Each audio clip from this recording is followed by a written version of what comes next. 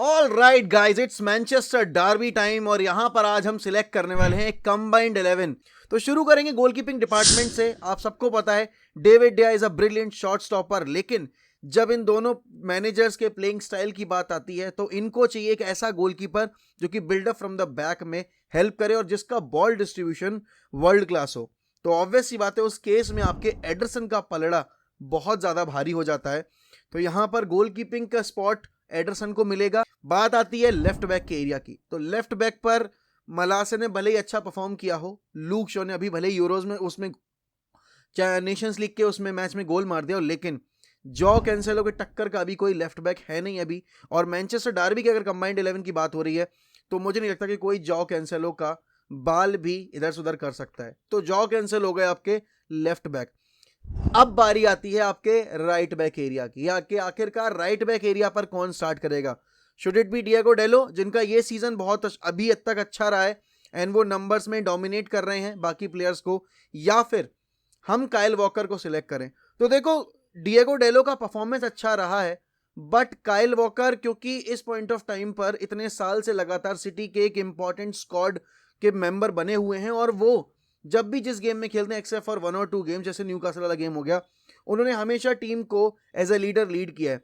तो भाई ये जगह मैं देना चाहूंगा काइल वॉकर को, ना कि डिएगो डेलो को। डिएगो डेलो को थोड़ा और प्रूव करना पड़ेगा अपने आप को। अब बारी आती है आपके सेंटर बैक डिपार्टमेंट की, तो आखिरकार कौन होंगे वो दो सेंटर बैक जो कि आपकी ये बैकलाइन को कंप्लीट करेंगे। तो देखो यार, मैं इस जोड़ी में सबसे पहला नाम रूबेन डियास का लेना चाहूंगा। जिस दिन से रूबेन डियास आए हैं उन्होंने मैन सिटी के डिफेंस लाइन को और मैन सिटी के बेसिकली अगर मैं बात करूं टीम की परफॉर्मेंस को पिच के ऊपर और शेप मेंटेन करने को बहुत ही ज्यादा उन्होंने हेल्प की है। प्लस इतनी यंग एज में उनको आर्मबैंड भी दे दिया गया है। जब आपके गुंडोगॉन या फिर केडीबी नहीं खेलते हैं तो रूबेन डियाज आपके टीम को लीड करते हैं। And by he is one of the finest centre backs in the league right now and one of the finest in world football right now. लेकिन रूबेन डियाज का साथ देने के लिए आखिरकार दूसरा डिफेंडर कौन। अब बहुत से लोग कह रहे होंगे लिसांद्रो मार्टिनेज, बहुत से लोग कह रहे होंगे कि जॉन स्टोन्स या फिर एमरिक लैपोर्ट। मैं कहूंगा भाई रफाल वरान। रफाल वरान जो जो उनका करियर रहा है, प्लस जिस तरीके से उन्होंने इस सीजन परफॉर्म किया है, और हैरी मैग्वायर जब तक थे लिसांद्रो मार्टिनेज के अलॉन्ग साइड, तब तक लिसांद्रो मार्टिनेज भी थोड़े खोए खोए से लग रहे थे, लेकिन रफाल वरान की प्रेजेंस ने बहुत हेल्प की है टीम को। और साथ ही साथ अगर मैं बात करूं कॉम्प्लीमेंट जिस तरीके से किया उन्होंने लिसांद्रो मार्टिनेज को, वो काबिले तारीफ है। तो यहां पर आपके रफाल वरान हो गए आपके सेकंड सेंटर बैक। तो एक और चीज मैं आपको बताना चाहता हूं कि इस तरीके से जैसे हम आज कंबाइंड 11 बना रहे हैं, वैसे ही आप 12th मैन गेमिंग ऐप पर भी जाकर कंबाइंड 11 बना सकते हो और पेड कॉन्टेस्ट में पार्टिसिपेट कर सकते हो। Because this video is sponsored by 12th man gaming app, एक फैंटेसी गेमिंग ऐप है। तो भाई आपको कुछ नहीं करना है, ये ऐप डाउनलोड करनी है जो लिंक दिया हुआ है डिस्क्रिप्शन में। उसके बाद आपको अपना नंबर रजिस्टर करना है, टीम बनानी है पर मैच के हिसाब से, और आपको पेड कॉन्टेस्ट ज्वाइन करने हैं, जिसके बाद आप बहुत अच्छा खासा पैसा जीत सकते हो। लेकिन एक सजेशन दूंगा कि आप सिलेक्टिव मैचेस ही खेलें और जिसमें आपको कॉन्फिडेंस हो, बिकॉज इसकी लत भी लग सकती है। अब बारी आती है आपके मिडफील्ड की। तो भाई मिडफील्ड में सिटी के पास ऑप्शंस ही ऑप्शंस हैं। मतलब अगर मैं यूनाइटेड, लिवरपूल और चेल्सी वगैरह की टीम सामने खड़ी कर दूं तो भी सिटी की मिडफील्ड डोमिनेट करती दिखेगी।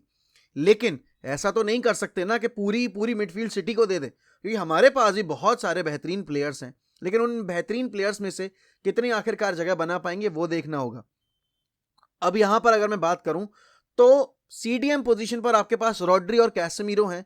देखो यार, पर्सनली रॉड्री ने बहुत अच्छा परफॉर्म किया है। रॉड्री मैन सिटी के इस सीजन में, या फिर मैं कहूं पिछले सीजन में जब फर्नांडिनो बहुत कम खेल रहे थे तो बहुत ही क्रूशियल प्लेयर थे, बेस्ट सीडीएम थे पूरी लीग में। लेकिन जब बात यहाँ कैसेमीरो की आ रही है तो कैसेमीरो मेरी ऑब्वियस चॉइस रहेंगे इस कंबाइंड 11 के लिए। तो सीडीएम पोजीशन तो कैसेमीरो के पास जाएगी। अब बात आती है कि आखिरकार आपके दो मिडफील्डर्स और कौन होंगे। तो भाई केडीबी कोई हिला नहीं सकता, केडीबी को रहना ही रहना पड़ेगा। अब यहां पर बात आती है गुंडोगन या फिर एरिक्सन। तो देखो गुंडोगन भी अपने आप में एक वर्ल्ड क्लास प्लेयर है और एरिक्सन भी एक वर्ल्ड क्लास प्लेयर है। अब डिसाइड आपको भी करना है और मुझे भी करना है कि मेरी टीम को कौन ज्यादा हेल्प करेगा। तो मैंने अगर कैसेमीरो जैसा बंदा खिलाया है तो फिर मुझे एरिक्सन जैसा बंदा ज्यादा सूटेबल सूट करेगा, क्योंकि मेरे पास आगे ऑलरेडी काफी अटैकिंग ऑप्शंस रहेंगे। तो देखो यार, मैं वैसे तो गुंडोगन को सिलेक्ट करता लेकिन क्योंकि मैंने कैसेमीरो खिलाया है और कैसेमीरो इतनी बॉल कैरी नहीं करता जितनी आपकी रॉड्री कैरी कर लेता है, और केडीबी को अगर आपको फ्रीडम देनी तो आपको थोड़ा सा एक पीछे बैठकर गेम डिक्टेट करने वाला बंदा चाहिए। तो in that case I would go with Eriksen. बहुत सारे लोग इस बात से शायद खफा हो जाएं, but that is my personal choice. आप अपनी 11 में सिलेक्ट कर सकते हैं। उसके बाद बारी आती है आपके अटैकिंग फ्रंट की। तो भाई राइट विंग आपका मारेज या Bernardo Silva without a doubt, कोई एंटनी नहीं, कोई कुछ नहीं, या फिर आपका मारेज खेलेगा या फिर आपका बर्नार्डो सिल्वा खेलेगा। लेफ्ट विंग की पोजीशन पर भाई देखो आपके पास 3 ऑप्शंस हैं, फोर्डन, सेंचो या फिर आपका ग्रीलिश। तो ऑल दो सेंचो ने गोल स्कोर किए हैं, ऑल दो आपका प्लेयर अच्छा रहा है, बट आई स्टिल फील के Foden has an edge over Sancho, क्योंकि फोर्डन ने काफी रेगुलरिटी पर परफॉर्मेंसेस डिलीवर करके दिखाई है, he has been very consistent.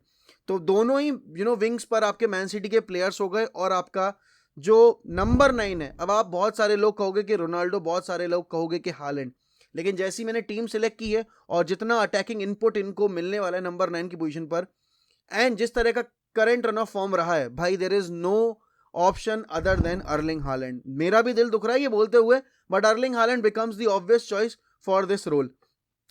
लेकिन इसमें अगर मैं थोड़े से चेंजेस करूं, जो कि अब मैं करना चाहता हूं बेसिकली, तो मैं क्या चेंज करूंगा, मैं जेडन सेंचो को डाल दूंगा लेफ्ट विंग पर, ठीक है ना, और मैं गुंडोगन को डाल दूंगा एरिक्सन की जगह। लेकिन मेरे हिसाब से ये टीम बहुत ही सही बनी है। अब मुझे ये देखना है कि ये टीम अगर हम मैनचेस्टर वाली जो लाइनअप है उसको और लंदन वाली लाइनअप से देखेंगे तो क्या कैसा रहेगा, ठीक है ना, क्योंकि लंदन में भी डार्बी होने वाली है।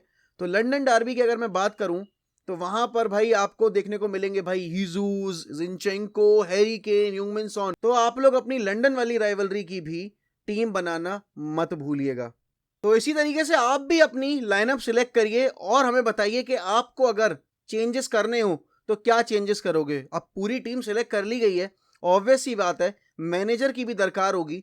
तो मैनेजर आखिरकार कौन होगा भाई, आसान सा इसका मतलब जवाब होगा कि पेप गार्डियोला के अलावा मैं एरिक टेन हैग को तो सिलेक्ट नहीं करूंगा अभी, और अगर मैंने कर लिया तो मुझसे बड़ा बेवकूफ़ कोई नहीं होगा। ऑल दो टेन हैग भाई मैं बहुत प्यार करता हूँ मेरे गंजे से, लेकिन ये गंजा जो है ना, जिसने हरामीपन दिखाया है पिछले 15 सालों में, ठीक है ना, इसको आप दरकिनार नहीं कर सकते। और ये एक ऐसा मैनेजर है जिसने लिवरपूल की इतनी अच्छी टीम को इतने बार रोका है, और आप देखो 5 साल में 4 टाइटल हैं, और इस बार 3 पीट भी कर सकती है अगर सिटी जीत जाती है तो। बट भगवान करे हो ना कुछ ऐसा हो जाए कि सिटी हार जाए ये टाइटल। लेकिन डार्बी में आप क्या सोच रहे हो, और डार्बी में आप अगर मैनेजर होते तो आपकी क्या प्लेइंग 11 होती, कंबाइंड अगर होती, वो हमें कमेंट सेक्शन में बताना मत भूलिएगा।